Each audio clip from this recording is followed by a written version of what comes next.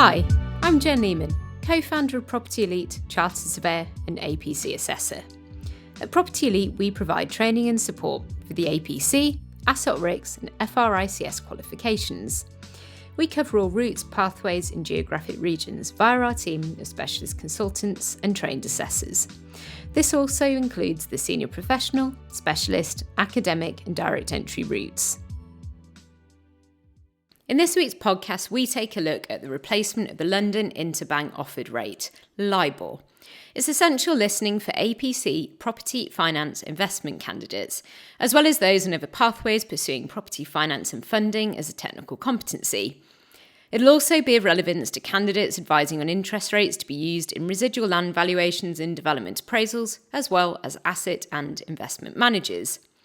So LIBOR is a benchmark investment rate reflecting the cost of short-term borrowing between global banks.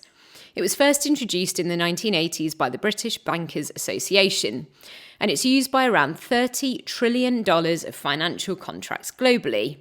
It's calculated daily by the Intercontinental Exchange Benchmark Administrator, and it's based on 5 currencies: US dollar, euro, pound sterling, Japanese yen, and the Swiss franc. It also serves 7 maturities: overnight or spot next, 1 week, and 1, 2, 3, 6, and 12 months.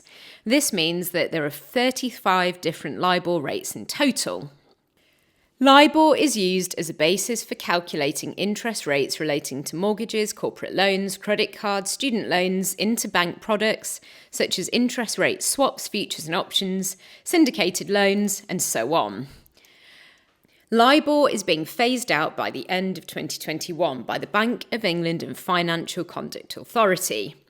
It's being replaced following the global financial crisis of 2008 to 2009. This led to a reduction of activity in the markets that LIBOR is based upon. The calculation of LIBOR also no longer meets internationally accepted principles for transparency and robustness. LIBOR will be replaced by other risk-free rates, such as the Sterling Overnight Index Average, SONIA benchmark. SONIA, for example, similarly reflects the average interest rates that banks pay to borrow sterling overnight from other financial institutions and institutional investors. The key difference with LIBOR is that SONIA is backwards-looking, so it's near risk-free with no premium for the term, rather than forward-looking, so with a credit premium for bank credit risk and a liquidity premium for longer-dated funds. And finally, what are the implications of LIBOR being replaced? The replacement of LIBOR with alternative rates will lead to pricing, cash flow, accounting, and operational implications. This includes how legacy contracts based on LIBOR will continue to operate and how alternative rates will replace LIBOR in new contracts. In particular, this will affect default interest clauses, other payment calculations, and triggers for financial covenants. If you head to our website blog, you can read more on the specific implications in a link to a PwC article. That's it for today's podcast. Remember, you can book in your free 15-minute consultation via our website. We can also provide feedback on your referral or prelim review report.